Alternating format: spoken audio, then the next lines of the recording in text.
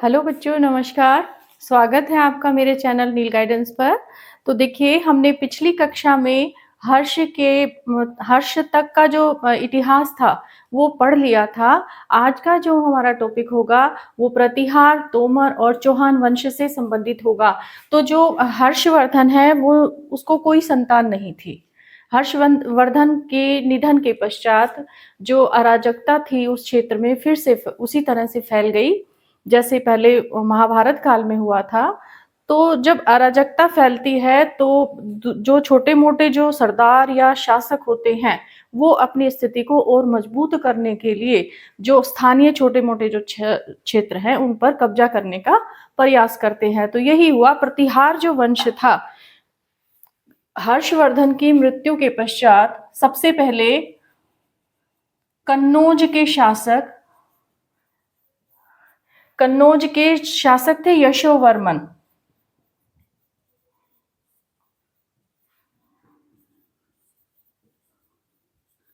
यशोवर्मन ने जो क्षेत्र था हर्ष का, उसके आसपास का सारा एरिया उन्होंने कवर कर लिया, यानी कि अपने अंडर कर लिया, विजित कर लिया, जीत लिया। ठीक है।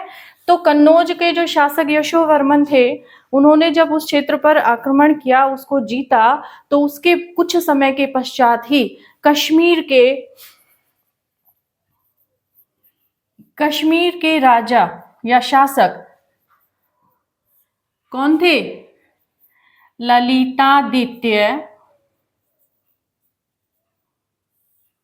मुक्तापीड़, ये नाम है बेटा इनका। कश्मीर के शासक थे ये।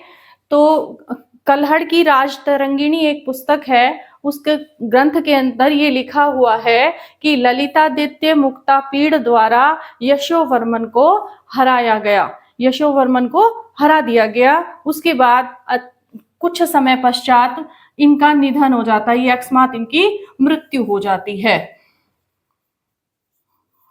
ठीक है। इनकी मृत्यु के पश्चात जो आसपास के छोटे छोटे जो सरदार थे, सामंत थे या जागीरदार कह लो उनको, तो ऐसे लोगों की स्थिति अपनी मजबूत करने के लिए वो लोग क्या करते हैं, अपना क्षेत्र धीरे धीरे धीरे धीरे विस्तृत करने लगते हैं। तो हरियाणा के आसपास का जितना भी क्षेत्र था उस क्षेत्र पर धीरे धीरे प्रतिहारों ने धीरे धीरे उस क्षेत्र पर कब्जा कर लिया। तो सबसे पहले हर्ष की मृत्यु के पश्चात यशोवर्मन ने उस क्षेत्र पर कब्जा किया। उसके बाद यशोवर्मन को ललितादित्य मुक्तापीड़ ने हरा दिया और अकस्मात उनकी मृत्यु के पश्चात उसके आसपास के जितने भी क्षेत्र थे उन पर किसका शासन हो गया? प्रतिहार वंश का शासन हो गया। ठीक है बेटा। प्रतिहार वंश का जो संस्थापक है वो वैसे तो वत्सराज को माना जाता है। ठीक है।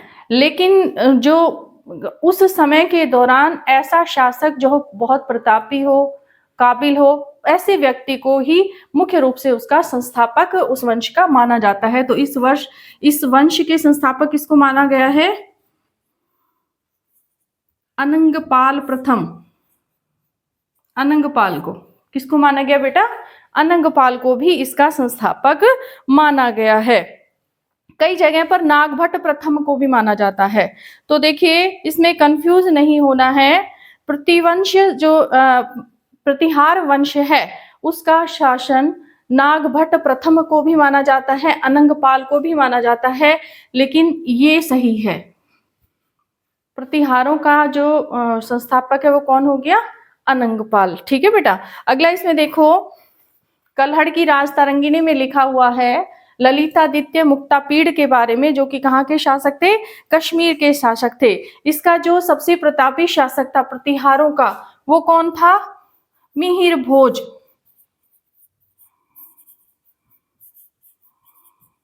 मिहिर भोज इस वंश का, प्रतिहार वंश का बहुत ही प्रतापी शासक था। और प्रतिहार वंश जो था वो लगभग 7वीं 8वीं ईसा के आसपास ही था, उसका शासनकाल जो था वो। ठीक है। इसके अलावा देखिए, जो ये मिहिर भोज है, मिहिर भोज को इसने पेहोवा जो अभिलेख है उसके माध्यम से पता चलता है कि पेहोवा में व्यापारिक, पेहोवा को व्यापारिक केंद्र बनाया था इसने। ठीक है, और एक तो ये हो गया। दूसरा, इसकी जो प्रशंसा करने वाला अरबी लेखक है, एक अरबी लेखक। अरबी लेखक कौन है? सुलेमान। इसने इसकी बहुत प्रशंसा की है, मिहिर भोज की।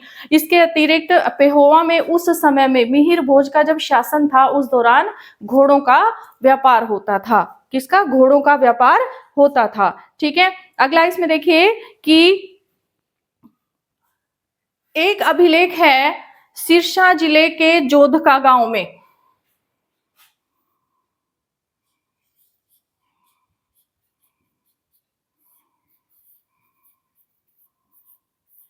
सिरसा जिले के जोधका गांव में एक शिलालेख है जिसमें लिखा है, जोधका गांव में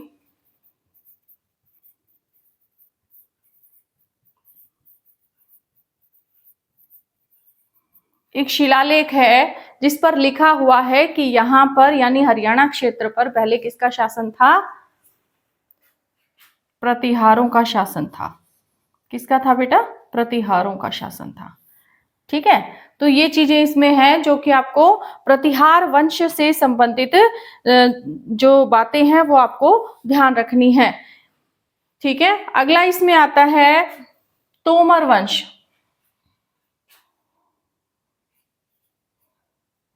ये मिटाना पड़ेगा बेटा। तोमर वंश का देखो कि इसका जो अंतिम शासक है प्रतिहार वंश का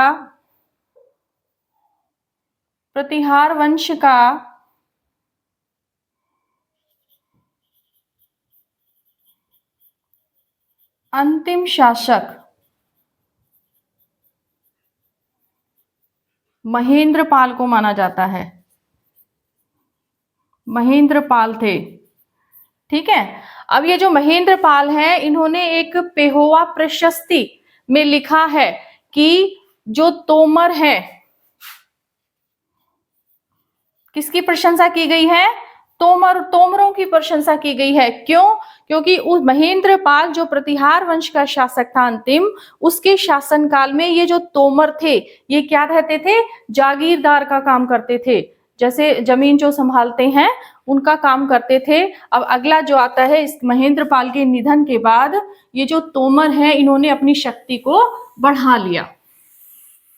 महेंद्रपाल की मृत्यु के पश्चात तोमरों ने अपनी शक्ति को बढ़ाया और धीरे धीरे करके ये हरियाणा के छोटे छोटे क्षेत्रों को विजित करते गए, जीतते गए।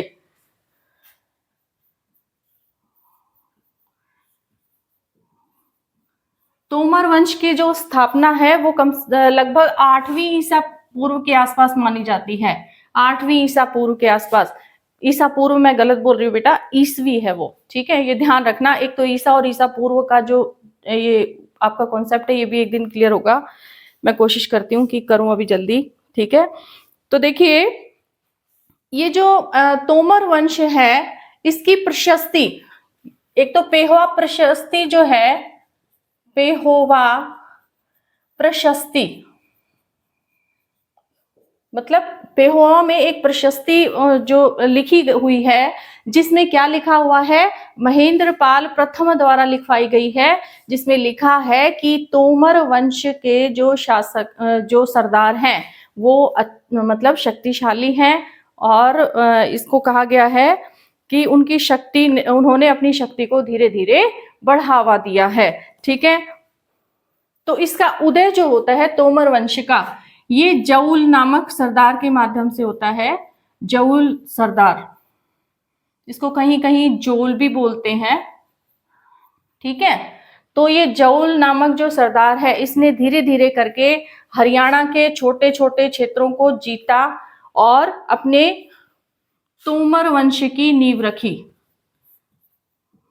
ठीक है बेटा, तोमर वंश की इन्होंने नींव रखी। तो तोमर वंश की स्थापना के पश्चात इनको कहा गया है कि ये अर्जुन के वंशज थे।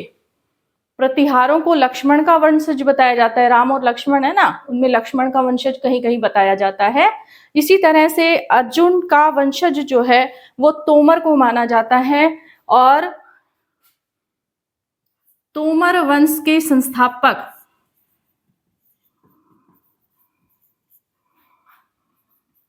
वंश के जो संस्थापक हैं वो कहा गया है कि अनंगपाल प्रथम है। कई जगह पर अनंगपाल प्रथम को ही जाउल बोला जाता है। ठीक है, तो इसमें देखिए, इस अनंगपाल तोमर ने 736 ईसा के आसपास, यानी 736 ईसवी में क्या रखा, तोमर वंश की नींव रखी। तोमर वंश को धीरे धीरे पहले हरियाणा के छोटे छोटे क्षेत्रों में अपना शासन स्थापित किया, और फिर उन्होंने अपनी शक्ति को बढ़ाते हुए तोमर वंश की स्थापना 736 के आसपास कर दी। ठीक है, इन्होंने अपनी जो पहली राजधानी इन्होंने अनंगपुर को बनाया। ठीक है, पहली राजधानी कौन सी थी इनकी,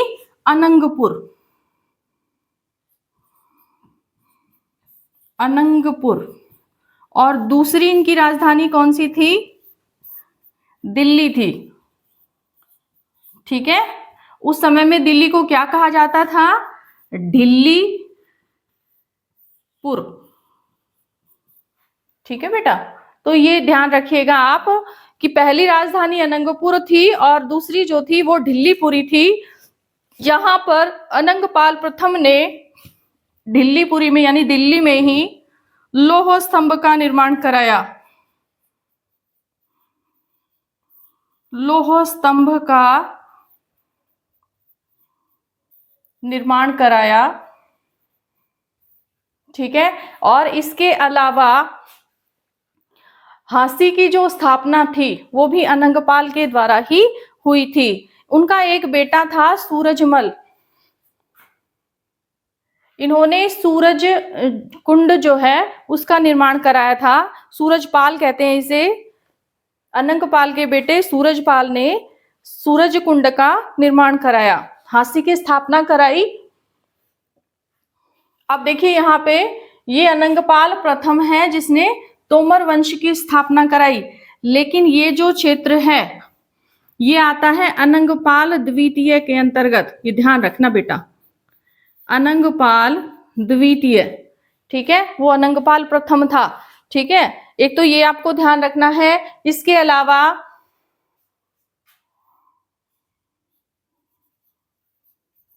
इसी दौरान 10वीं शताब्दी के आसपास ही, ये 10वीं ईस्वी के आसपास गजनवी का आक्रमण होने लगा भारत की तरफ।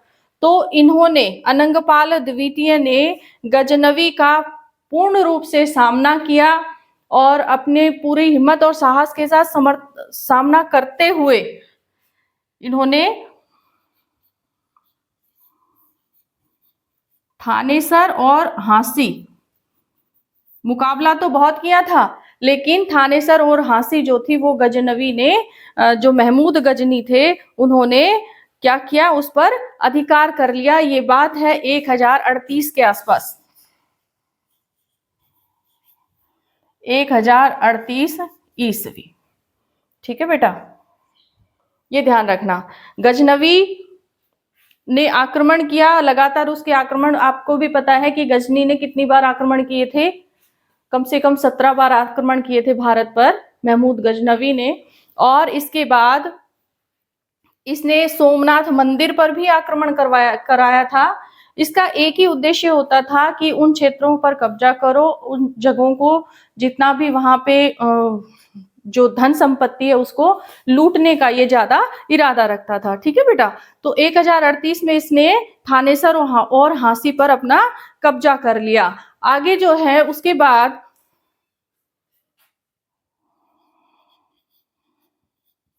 धीरे धीरे क्या हुआ, तोमरों का जो शक्ति थी क्षीण हो गई। ठीक है, हालांकि वो अंत तक लड़ते रहे दिल्ली के लिए भी, लेकिन धीरे धीरे कोई भी कहीं भी किसी भी जगह का युद्ध हो, धीरे धीरे उस क्षेत्र की जो शक्ति है वो धीरे धीरे कम होती चली जाती है। ठीक है, इसी तोमर की जो शक्ति क्षीण हुई उसके बाद मुझे ये मिटाना पड़ेगा बेटा। तो देखो बेटा, उसके बाद स्थापना होती है चौहान वंश की। ठीक है, 1038 में जब गजनवी ने थानेसर और झांसी पर अपना कब्जा कर लिया, उसके बाद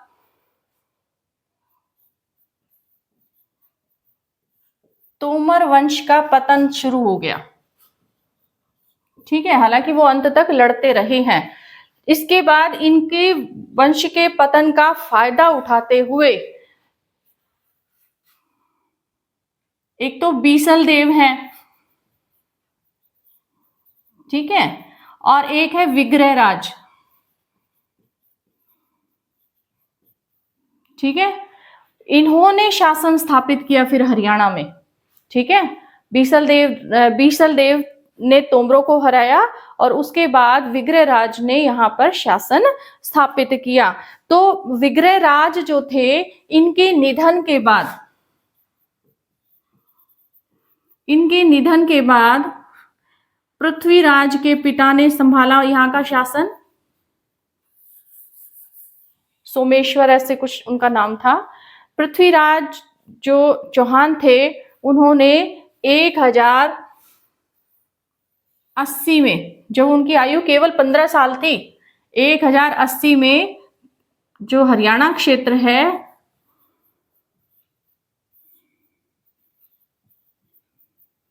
हरियाणा क्षेत्र पर भी, वो वैसे तो अजमेर के शासक थे, ठीक है, लेकिन उन्होंने धीरे धीरे अपनी शक्ति को बढ़ाते हुए हरियाणा क्षेत्र पर भी अपना कब्जा किया। तो 1080 के आसपास वो वास्तविक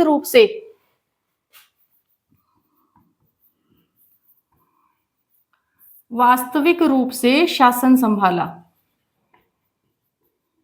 पृथ्वीराज चौहान ने। ठीक है बेटा, तो 1080 से पहले ही उनका, क्योंकि उनके पिता की मृत्यु ये 11 वर्ष के थे तभी हो गई थी, तो इनकी जो माता थी, अपनी माँ के साथ इन्होंने 11 वर्ष की उम्र में ही ये शासन पर या गद्दी पर बैठे थे। ठीक है, लेकिन वास्तविक रूप से इन्होंने जो शासन किया वो 1080 में किया, और धीरे धीरे इन्होंने अपनी सूझबूझ से, अपने साहस से अपने क्षेत्र को धीरे धीरे ये बढ़ाते रहे।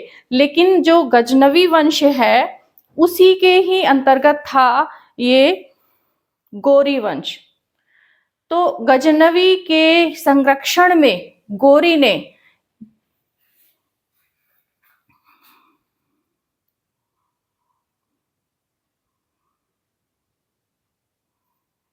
ये सन शायद थोड़ा सा गड़बड़ कर रहा है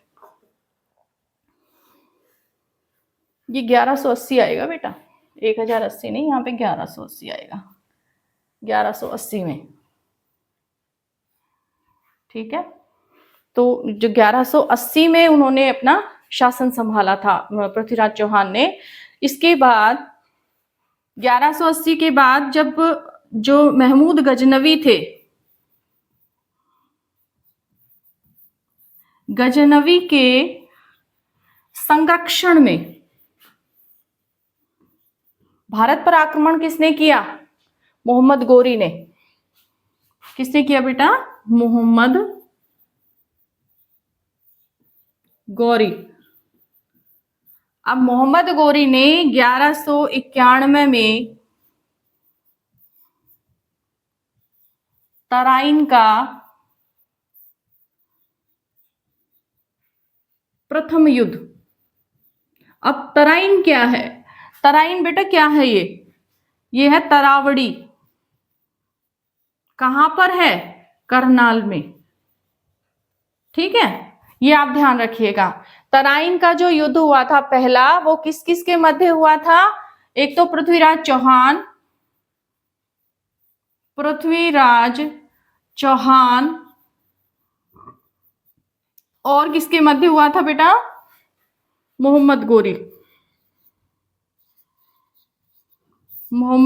गौरी के बीच। और इसमें पराजय किसकी हुई थी? मोहम्मद गोरी की। मोहम्मद गोरी इसमें हार गया था।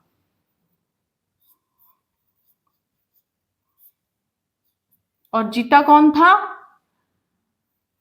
पृथ्वीराज चौहान। पहले युद्ध में, पहला जो युद्ध हुआ था ना 1991 का, ना 1191 का, उसके अंतर्गत कौन जीता था? पृथ्वीराज चौहान। लेकिन तुरंत ही अगले ही साल मोहम्मद गोरी फिर से आक्रमण कर देता है और उस युद्ध में पृथ्वीराज चौहान की हार हो जाती है। वो दूसरा युद्ध कब होता है? 1192 में।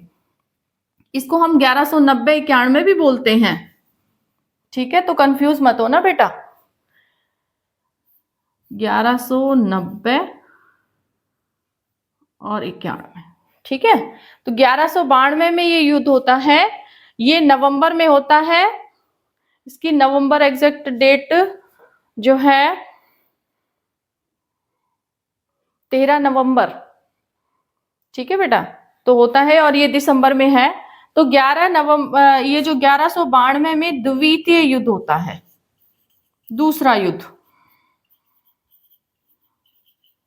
और इसमें किसकी पराजय होती है? पृथ्वीराज चौहान की।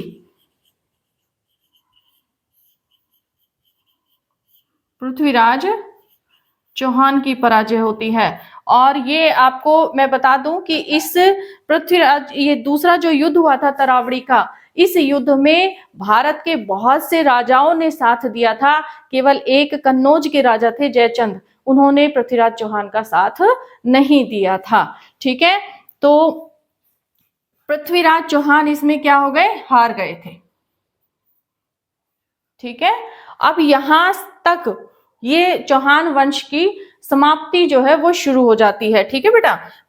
चौहान वंश पतन की ओर चला जाता है। इनकी जो एक पुस्तक है वो है पृथ्वीराज रासो। पृथ्वीराज रासो, जो इन्हीं के सेनापति थे चंदबरदाई। चंदबरदाई इन्होंने लिखी थी। इसके अलावा भी इनकी कई पुस्तकें हैं, लेकिन वो उनका पूरा जो साक्ष्य है वो कहीं कहीं गलत भी बताते, मतलब एग्जैक्ट नहीं बताते, ठीक है बेटा। तो देखो पृथ्वीराज चौहान तक आ गया है। अब चौहान युग यहाँ से ये समाप्त हो गया। अगला जो टॉपिक आपका आएगा वो मध्य काल का आएगा, ठीक है। एक मैं आपको बता दूं कि पिछली जो क्लास थी हर्षवर्धन काल में कुछ एक पॉइंट्स आपके रह गए थे, वो मैं आपको बता देती हूँ। यहाँ देखिए, एक तो हर्षवर्धन की पुस्तकें रह गई थी, नाट्य रचना उन्होंने की थी। नाट्य रचना में देखो उन्होंने 3 नाटक लिखे थे। कौन कौन से थे वो? प्रियदर्शिनी, ठीक है, और नागानंद।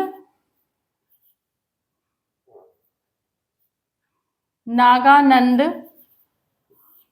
और एक और रचना थी इनकी, ये थी रत्नावली। रत्नावली, ठीक है बेटा। ये 3 रचनाएं हर्षवर्धन की थी। एक तो ये टॉपिक है, इसमें ये पॉइंट रह गया था। एक आप मैंने उसमें 57 जो मैंने आपको विक्रमी संवत बताया था, कभी कभी गलती हो जाती है बेटा, लेकिन उसको ठीक कर लेना चाहिए। विक्रमी संवत, तो देखो विक्रमी संवत में मैंने 57 ईस्वी लिख दिया था, शायद ऐसा कुछ है। उसमें आप ईसा पूर्व लिखें, ईसा पूर्व, ठीक है बेटा, ये आप लिखे उसमें। एक तो ये मुझसे थोड़ा सा ये रह गया था, ठीक है। और इसके अलावा जो हर्षवर्धन है उनका जो धर्म है, उन्होंने धर्म को बढ़ावा दिया था, वो महायान था। महायान शाखा को अपनाया था इन्होंने, ठीक है। ये टॉपिक, ये पॉइंट इसके रह गए थे आपके, अब ये कंप्लीट हो गया है। अगला जो आपकी क्लास होगी वो मध्यकाल की होगी, ठीक है बेटा।